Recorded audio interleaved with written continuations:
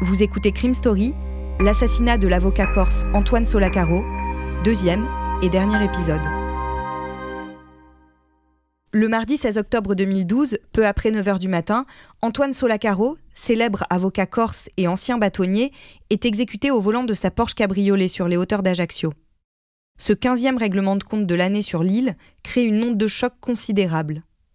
Antoine Solacaro était un avocat médiatique et engagé politiquement auprès des nationalistes corses. Mais sa proximité avec les membres présumés d'un clan criminel ont pu faire de lui une cible. Les caméras de vidéosurveillance de la station-service où il a été abattu ont permis d'isoler les 10 secondes pendant lesquelles les tueurs ont agi. 9 balles de 11,43 ont été tirées. 5 ont atteint sa tête, 4 son thorax. 2 hommes juchés sur une moto de marque BMW modèle 1200 GS sont activement recherchés. La moto, elle, avait déjà été aperçue sur une autre scène de crime, 1 mois et demi auparavant. C'était le samedi 1er septembre 2012. Ce jour-là, à 20h, l'AC Ajaccio accueille le club d'Évian pour la 4e journée de Ligue 1 de football. Le match s'achève vers 21h45 au stade François Coty sur une victoire des Corses, 2-0. Charles Servoni, 46 ans, travaille en semaine sur le port de commerce d'Ajaccio. Les week-ends de match, celui qu'on surnomme Carlito est aussi occupé. Il vient de devenir le responsable des 5 buvettes du stade, un poste qu'il doit à son ami de longue date, le nouveau président du club, Alain Orsoni, décrit comme une figure du clan rival de la bande du Petit Bar. Une fois les derniers supporters partis et les buvettes fermées, Charles Servoni propose à plusieurs amis d'aller boire un verre au Scudo, une paillote en bord de mer, à l'abri d'une crique, à l'autre bout d'Ajaccio.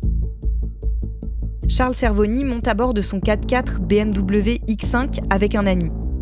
Il fait un crochet pour aller récupérer un autre ami devant chez lui. Il est à peine 23h lorsqu'il s'engage vers le centre-ville. Dans son rétroviseur, Charles Servoni note la présence d'une moto qu'il a croisée quelques instants plus tôt, en sens inverse. Un peu plus loin, il s'arrête à un feu tricolore. La moto est toujours derrière lui. Il se sent suivi, mais la présence d'une voiture de police juste à côté le rassure. Quelques secondes plus tard, il raconte avoir entendu une rafale de tirs, suivie de très vives douleurs. Charles Servoni est grièvement blessé. Il a reçu 4 balles de calibre 7,62 tirées par un fusil d'assaut. Les policiers présents juste à côté s'approchent de lui pour lui porter les premiers secours, tandis que les tireurs prennent la fuite. « Ils m'ont eu là, je vais mourir. Je suis occupé à mourir », leur lâche-t-il. La colonne vertébrale de Charles Servoni est atteinte. Il est en vie, mais il restera paraplégique.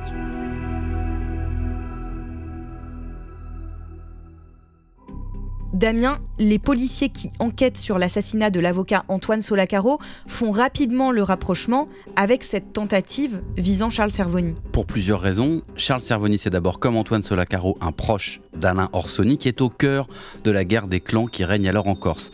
Il y a aussi, bien sûr, cette moto. Alors que Servoni est en rééducation après son hospitalisation, les policiers viennent lui rendre visite dans sa chambre 3 jours après l'assassinat de l'avocat. Ils lui présentent des clichés de la fameuse moto BMW GS 1200. Servoni reconnaît qu'il s'agit probablement de la même que celle sur laquelle étaient montés les 2 hommes qui ont ouvert le feu sur lui. Les policiers ont d'autant moins de doutes qu'ils ont placé Charles Servoni sous surveillance dans sa chambre d'hôpital. Oui, plus précisément, les enquêteurs ont discrètement posé un dispositif de sonorisation de la chambre, c'est-à-dire en gros, ils ont placé un micro dans cette chambre d'hôpital et sans surprise, ils écoutent les conversations et ils se rendent compte que Servoni, comme ses proches qui lui rendent visite, dont Alain Orsoni d'ailleurs qui va venir le voir à l'hôpital, sont beaucoup plus bavards entre ces murs qu'entre ceux d'un commissariat. Et entre eux, Servoni, Orsoni et les autres évoquent des pistes et même des noms sur ceux qui pourraient être à l'origine des faits, des noms qui ramènent vers l'équipe du Petit Bar. Alors qu'ils sont concentrés pour retrouver cette moto BMW, aperçue sur la tentative visant Charles Servoni et sur l'assassinat d'Antoine Solacaro, les enquêteurs la voient réapparaître dans les rues d'Ajaccio. Le mercredi 14 novembre 2012, 1 mois après Antoine Solacaro, Jacques Nasser est abattu dans sa boutique de prêt-à-porter du centre-ville par un tireur seul. Il était le président de la Chambre de commerce de Corse du Sud et un proche d'Alain Orsoni. Les images de vidéosurveillance montrent que le tueur a ensuite été pris en charge par une moto BMW GS 1200, le même modèle que celui utilisé lors de l'assassinat d'Antoine Solacaro et celui raté de Charles Cervoni. Le journal Corse Matin titre « Une moto pour 3 crimes ». La pression monte sur les services de police qui butent sur cet engin fantôme. Jusqu'au 5 décembre. C'est un mercredi.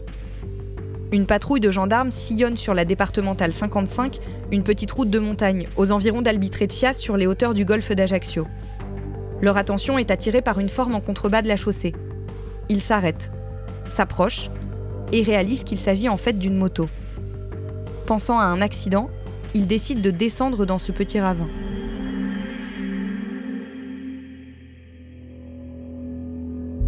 Damien, les gendarmes sont rapidement surpris par plusieurs éléments.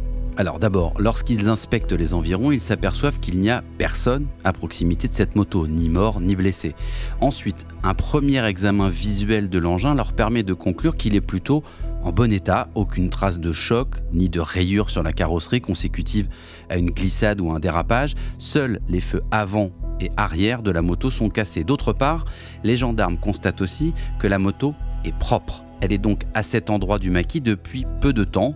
Alors lorsque les gendarmes vont faire part de cette découverte à la police judiciaire, ils se disent certains que cette moto a été jetée volontairement à cet endroit, où ils ont d'ailleurs déjà ramassé dans le passé plusieurs carcasses de voitures abandonnées. L'endroit est très isolé, il n'y a aucune habitation sur un rayon de plusieurs kilomètres. La moto est immédiatement apportée à la police judiciaire. Le modèle est confirmé. Il s'agit d'une BMW GS 1200.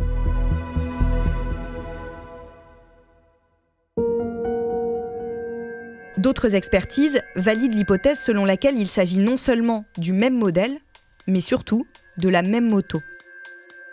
Les enquêteurs parviennent même à déterminer qu'elle a été fabriquée et commercialisée en Hongrie. En se plongeant dans les archives, ils découvrent qu'en avril 2007, un touriste hongrois en vacances à Ajaccio s'était fait voler sa moto BMW en plein centre-ville. Tirant sur ce fil, les enquêteurs remontent jusqu'à un concessionnaire BMW d'Ajaccio et découvrent qu'en 2007, 2 motos du même modèle ont transité dans son garage. La première à la provenance douteuse et l'autre à l'état d'épave. Par un jeu d'écriture, la moto volée a en quelque sorte pris l'identité de l'épave pour être remise en circulation. Le concessionnaire est interpellé et longuement auditionné par les policiers. Il évoque sa peur des représailles, puis finit par lâcher quelques noms, et notamment ceux de membres de la bande du Petit Bar, ennemi d'Alain Orsoni, qui lui aurait mis la pression à l'époque pour remettre cette moto en circulation. Voilà qui conforte les intuitions des policiers. Le 30 mars 2013, l'un des membres de la bande est interpellé dans une suite de l'hôtel de luxe, le Maquis, situé dans le golfe d'Ajaccio.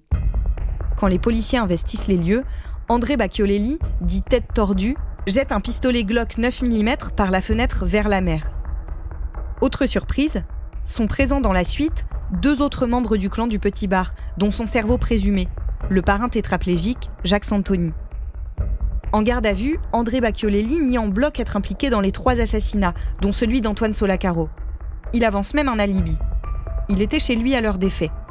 D'ailleurs, son domicile est équipé d'un système de vidéosurveillance qui le prouve. Une expertise poussée permettra de découvrir que le système d'enregistrement a été manipulé d'une étrange façon le matin de l'assassinat de l'avocat, quelques minutes à peine après le guet-apens. Dans le même temps, 2 autres membres supposés et influents du Petit Bar sont arrêtés à Paris, où ils se sont mis au vert. Michael Ettori et Pascal Pori sont hébergés dans le chic 16e arrondissement. Ils nient en bloc eux aussi. La piste du grand banditisme corse était la bonne. Les 3 hommes mis en examen pour l'assassinat d'Antoine Solacaro étaient déjà connus des services de police. Pendant des mois, les enquêteurs multiplient les auditions et les vérifications sur les téléphones cryptés utilisés par les membres du Petit Bar. Puis le 9 janvier 2015, Patrick, proche du Petit Bar, écrit au juge d'instruction. Il a des révélations à faire. Il se dit sous la pression des membres du gang. En échange, il demande sa protection et celle de sa famille. Damien Ce Patrick va bénéficier quelques jours après cette lettre du programme de protection et de réinsertion des collaborateurs de justice et se voit accorder une protection. Qu'est-ce que ça signifie exactement ? Qu'il devient officiellement un repenti. Alors cette procédure, elle existe en droit français depuis 2014, mais elle est assez rarement utilisée, d'abord parce qu'elle est très restrictive et qu'elle est surtout extrêmement lourde à mettre en place.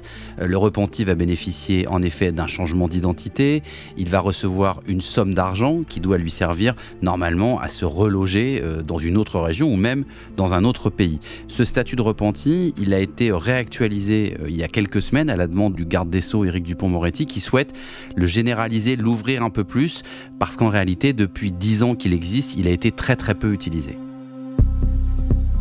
Et est-ce que les informations données par ce repenti servent à quelque chose ? Ce Patrick, il parle beaucoup au juge, il raconte les dessous de la bande du Petit Bar, dont il connaît d'ailleurs certains membres depuis plus de 10 ans. Il parle de l'organigramme, des projets, de son rôle aussi personnel qu'on peut lui reprocher dans l'affaire, qui est d'ailleurs celui d'un logisticien et d'un fournisseur d'armes. Il va aussi raconter une soirée où il a assisté à des discussions entre l'état-major du Petit Bar et où il a été question de l'assassinat raté de Charles Servoni. Il va donner des détails plutôt crédibles au juge, puis il va aussi impliquer la bande et son cerveau Jacques Santoni dans l'assassinat de l'avocat Antoine Sola-Carro.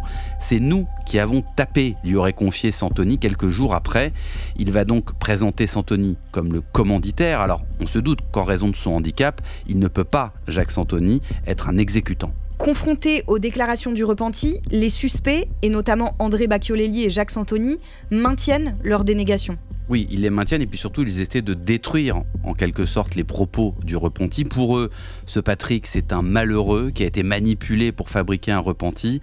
Vous feriez mieux de vous attaquer aux pédophiles, au moins vous serviriez à quelque chose et ce sera plus utile que de fabriquer des scénarios qui n'ont ni queue ni tête, répond ainsi Santoni au juge d'instruction. 12 ans après la mort de l'avocat Antoine Sola-Carro, le procès de ces assassins présumés n'a toujours pas eu lieu. De multiples recours ont ralenti la procédure. Mais il pourrait finalement se tenir dans les mois qui viennent. Parmi les membres du Petit Bar renvoyés devant les assises, un homme pourrait manquer à l'appel. Depuis septembre 2020, Michael Ettori est en cavale. Certains le disent en Afrique. Il aurait pourtant été vu l'été dernier en Corse, près de Porto Vecchio, par un homme d'affaires qui l'a menacé pour le versement d'une dette de 400 000 €.